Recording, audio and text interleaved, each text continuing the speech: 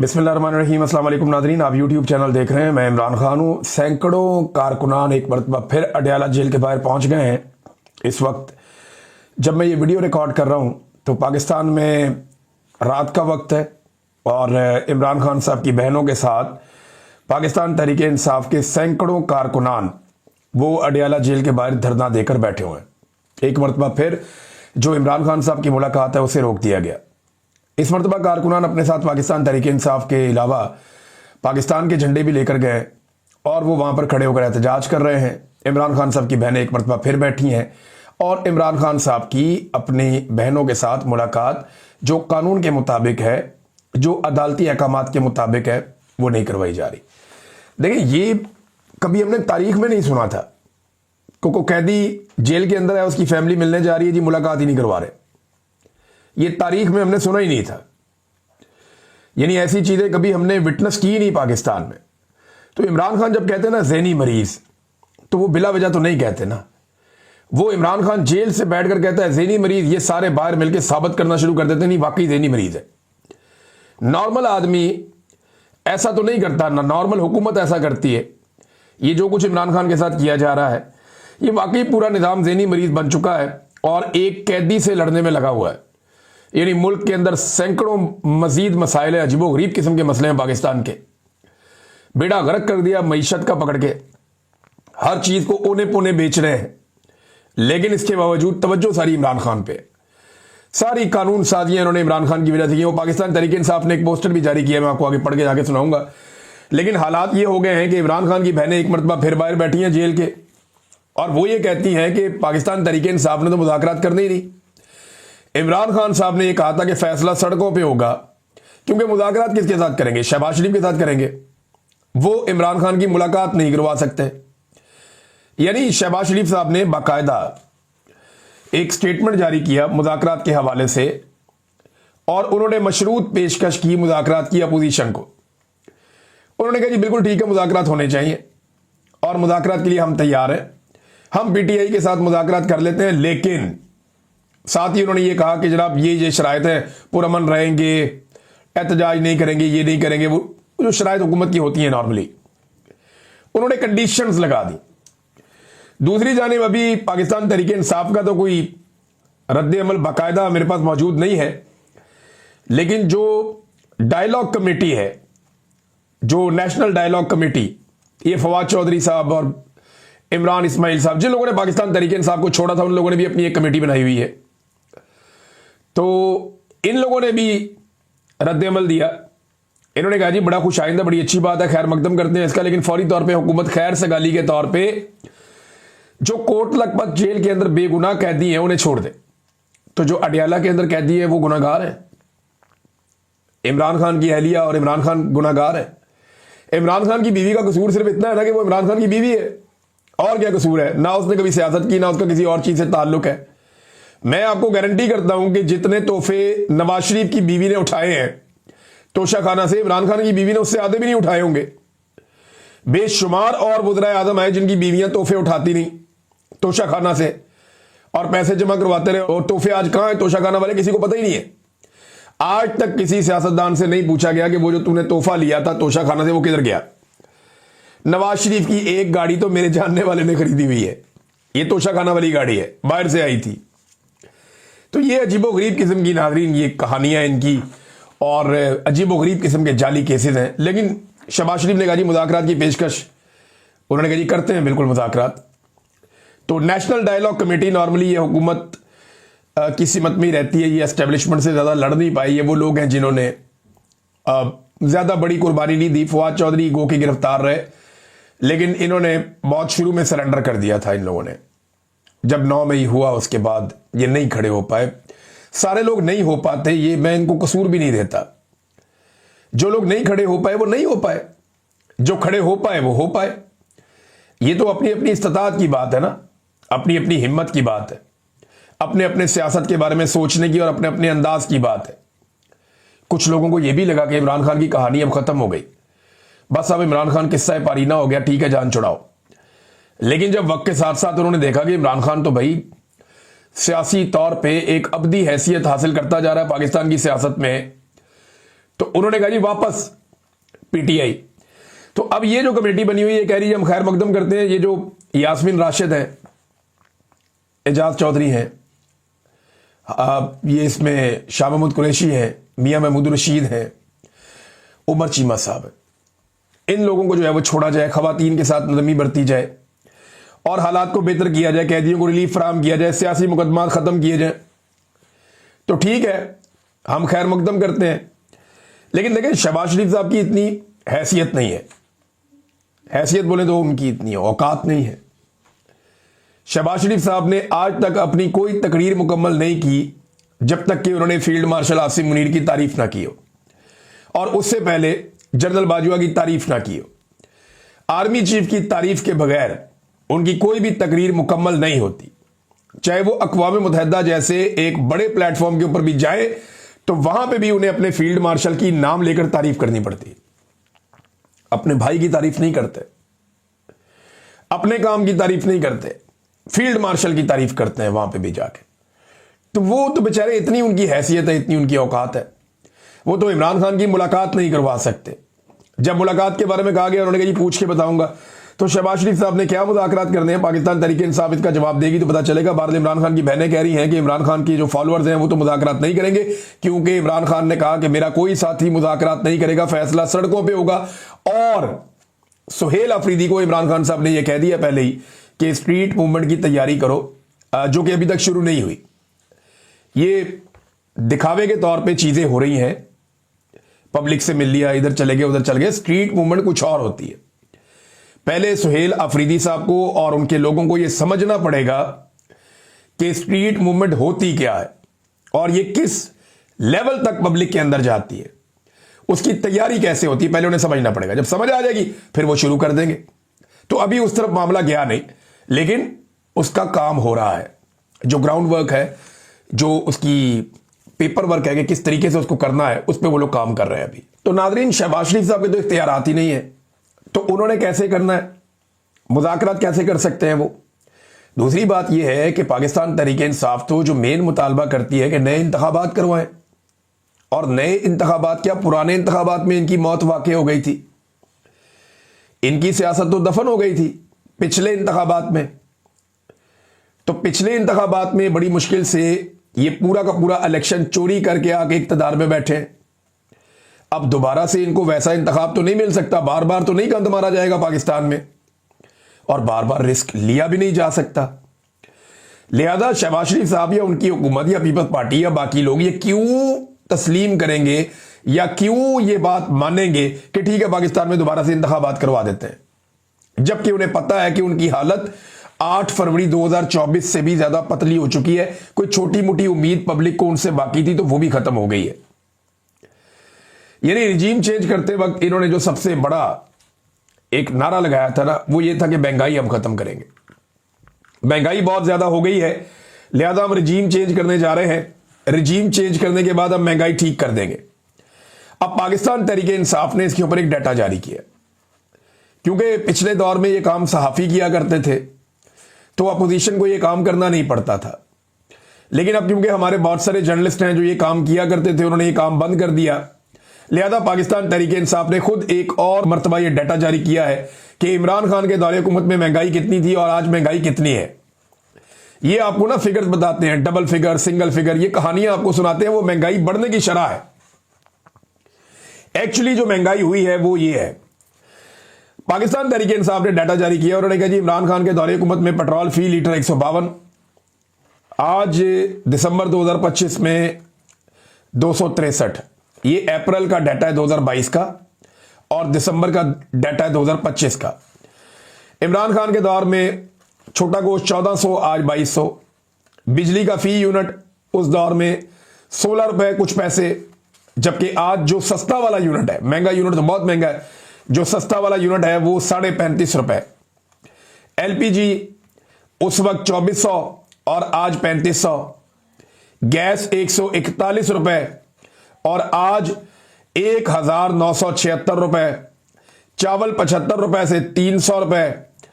आटा 980 रुपए से 2700 रुपए। दूध 110 रुपए से 225 रुपए। अभी बेशुमार चीजें, चीनी निकालें, गंदम निकालें, बाकी चीजें निकालें, बेशुमार चीजों की कीमत, डॉलर का रेट निकाल लें, हर चीज का इन्होंने सत्यानाश और बेड़ा गर्क किया। ये इमरान खान के दौर से अब तक का महंगाई का मुवाजना है।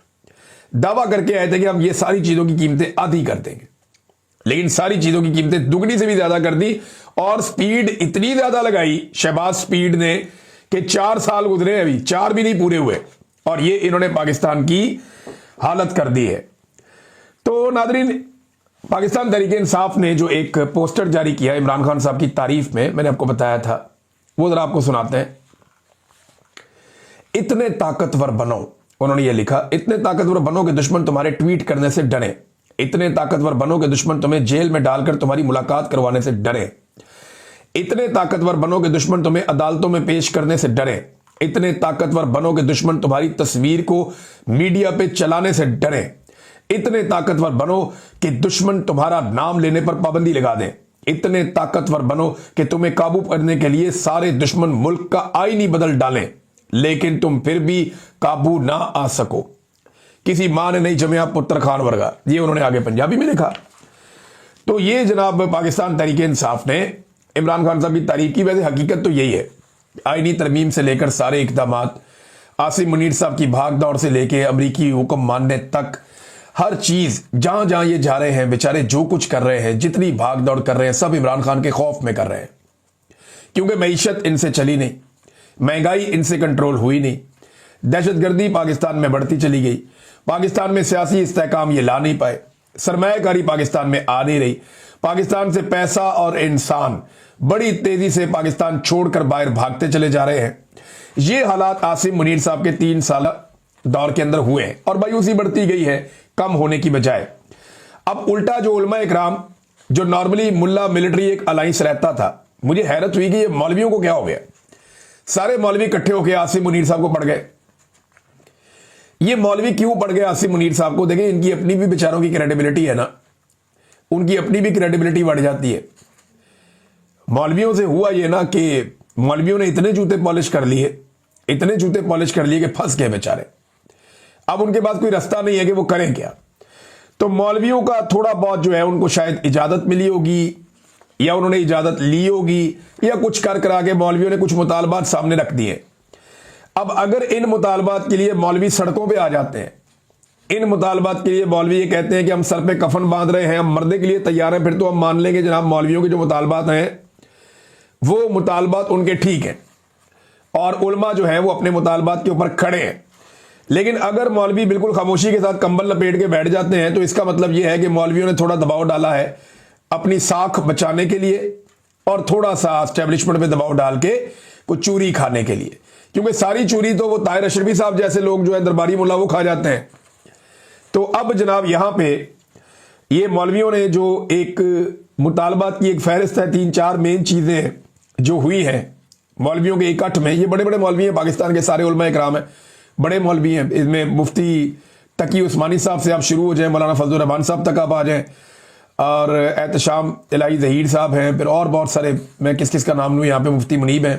नंबर 1, इन उलमा ने आसिम मुनीर की बैत से इनकार कर दिया, बल्कि जो बैत करने के स्टेटमेंट्स दिए गए थे, जो बयानात दिए गए थे, उन बयानात को इन्होंने तनकीद का निशाना बनाया कि यार बैत कैसे कर सकते हैं। मैंने पहले दिन ये बात कही थी कि ताहिर अशरफी साहब सरकारी मुलाजिम के हाथ पे बैत नहीं करते, उसके हाथ पे तनख्वाह रखते हैं ताकि वो अपना घर चला सके और इज्जत की रोजी रोटी कमा के अपनी जिंदगी और अपने बच्चों का पेट पाल सके। सरकारी मुलाजिम के हाथ पे बैत नहीं करते, ये नौकरी तब्दील होती रहती है, लोग आते रहते हैं, जाते रहते हैं, रिटायर होते रहते हैं। तो उलमा ने एक तो आसिम मुनीर साहब की बैत से इनकार कर दिया। नंबर 2, इस्तिस्ना को गैर इस्लामी और गैर शरई करार दे दिया। उन्होंने कहा जो फील्ड मार्शल साहब ने इस्तिस्ना लिया ना, ये गैर इस्लामी है, गैर शरई है, कुरान पाक की तालीमात के मुनाफी है। अब ये बहुत बड़ा दबाव है आसिम मुनीर साहब के ऊपर कि उन्हें इस्तिस्ना छोड़ना पड़ेगा। नंबर 3, गजा में फौज भेजने पर एतराज करते हुए ऐसे किसी भी इकदाम से इन उलमा ने मना कर दिया। देखिए ना, फौज भेजी जा रही है, राणा सनाउल्लाह साहब के बकौल अगर इसराइल ने इजाजत दी तो पाकिस्तान की फौज गजा में जाएगी। अब ये फौज भेजना चाहते हैं, अमेरिकन कह रहे हैं जनाब हमने नहीं कहा, ये खुद ही अर्जी लेकर आए थे। इन्होंने कहा जी हम अपनी फौज गजा में भेजना चाहते हैं, स्टेबलाइजेशन फोर्स के अंदर। अब मैं आपको खबर यह भी दे देता हूं कि 3 फौजें तैयार हैं जिन्होंने सबसे पहले जाना है। सबसे बड़ी तादाद गालिबन इंडोनेशिया की फौज की होगी, वो हो सकता है 4 से 5 हज़ार तक फौजी फराम करें। दूसरे नंबर पे जो अब तक इतलात आ रही है, और ये अनकन्फर्म्ड इतलात है, इनके मुताबिक 3,000 से 4,000 के बीच में पाकिस्तानी फौजी हो सकते हैं। फिर कुछ फौजी लीबिया से लिए जाएंगे, 2-3 और मुल्क हैं जिनसे बातचीत चल रही है, वहां से भी फौजी लिए जा सकते हैं। लेकिन अरब ममालिक में कोई भी ऐसा काबिल जिक्र बड़ा अरब मुल्क नहीं है, मशहूर अरब मुल्क नहीं है जो अपनी फौज को गजा में भेजने पर आमादा हुआ। उन्होंने इनकार कर दिया, तुर्की ने इनकार कर दिया, ईरान ने इनकार कर दिया, अजरबैजान ने इनकार कर दिया। तो जितने बड़े इस्लामी ममालिक हैं, सऊदी अरब ने इनकार कर दिया, यूएई ने इनकार कर दिया, उर्दन का अभी तक इनकार चल रहा है।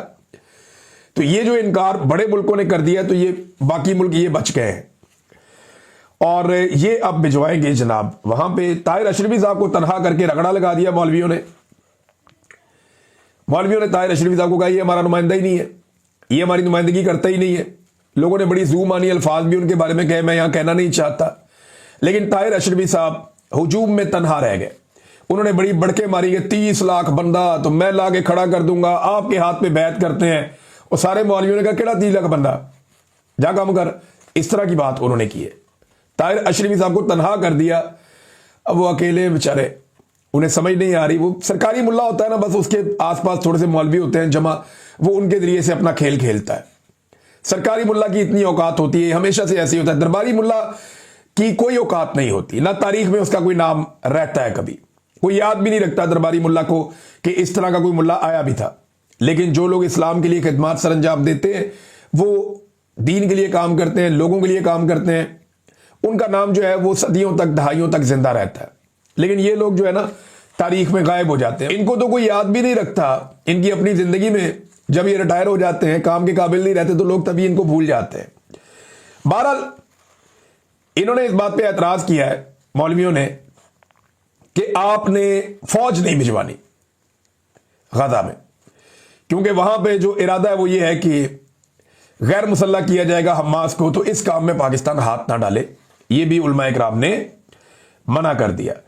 अच्छा, एक तरफ हम हर तरफ जाके पंगे ले रहे हैं, हर तरफ हर चीज के अंदर हम शामिल होना चाहते हैं, बैनुल अक़वामी सतह पे कभी इधर कभी उधर, कभी ये सौदा कभी वो सौदा। और हालत हमने पाकिस्तान की क्या की हुई है कि दुनिया में जो भिखारियों की तादाद में ममालिक का एक डाटा आया, तो जनाब नंबर 1 जो मुल्क है, नंबर 3 से आ जाते हैं। चले, नंबर 3 पे शाम है।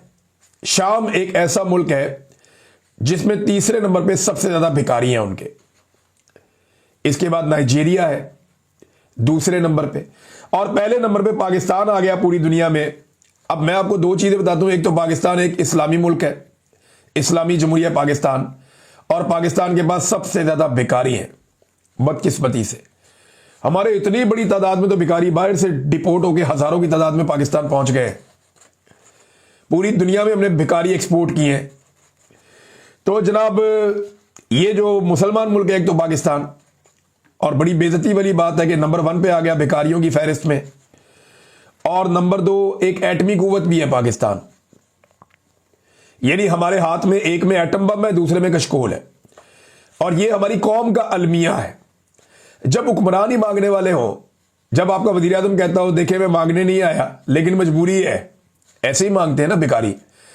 आपके दरवाजे पे अक्सर आते हैं, वो आकर क्या कहते हैं, वो कहते हैं देखे मैं मांगने वाला नहीं हूं, मैं सफेद पोश आदमी हूं, मैं बिल्कुल मांगने वाला नहीं हूं, लेकिन मेरी मजबूरी है। यही बात आपका वजीर आजम भी कहता है कि देखे मैं मांगने नहीं आया लेकिन मजबूरी है। ये प्रोफेशनल भिखारी होने की एक अलामत है। तो जैसा वजीर आजम है वैसे ही नीचे काम चल रहा है। भाई कौम को खुददारी देनी थी, कौम को हिम्मत देनी थी, कौम को यह समझाना था कि आपने मांगना नहीं है, आपने काम करना है। और ये काम लीडर्स करते हैं, ये काम मफाद परस्त टोला ये काम नहीं करता। वो तो पैसे इकट्ठा करता है, भाग जाता है। तो ताजरों को लाकर जो एस्टेब्लिशमेंट ने पाकिस्तान के ऊपर एहसान किया वो हम देख रहे हैं, और वो अपनी कार्रवाइयां डाल रहे हैं। मिसाल के तौर पे ये इन्होंने PIA की निजकारी की है। आरिफ हबीब ग्रुप है शायद जिन्होंने इसकी सबसे अच्छी बोली दी है, उन्हें मिल भी जाएगा, पहला मरला हो गया आज।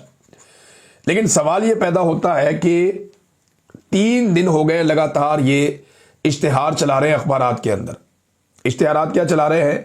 पीआईए की ऊंची उड़ान, बेड़ा गर्क करके एक इदारे को, उसका सत्यानाश करके उसको बेच रहे हैं और इश्तिहार चला रहे हैं कि पीआईए की ऊंची उड़ान। पिछली मरतबा इन्होंने क्या किया था कि 7 अरब रुपए कंसल्टेंट को दे दिए थे कि हमने इसको बेचना है, कि निजकारी किस तरीके से करनी है, और बोली लगी थी सिर्फ 10 अरब रुपए, और अब सेल टैक्स माफ कर दिया। निजकारी की 90% रकम बोली जीतने वाला हुकूमत को नहीं देगा, वापस पीआईए में लगाएगा, यानी इसकी बोली खुद अपने पास, यानी 90% पैसा उसने हुकूमत को नहीं देना, 10% उसने हुकूमत को देना है, बाकी पैसा अपने पास रखना है और पीआईए के अंदर इन्वेस्ट करना है। कितना जबरदस्त काम किया है इन्होंने।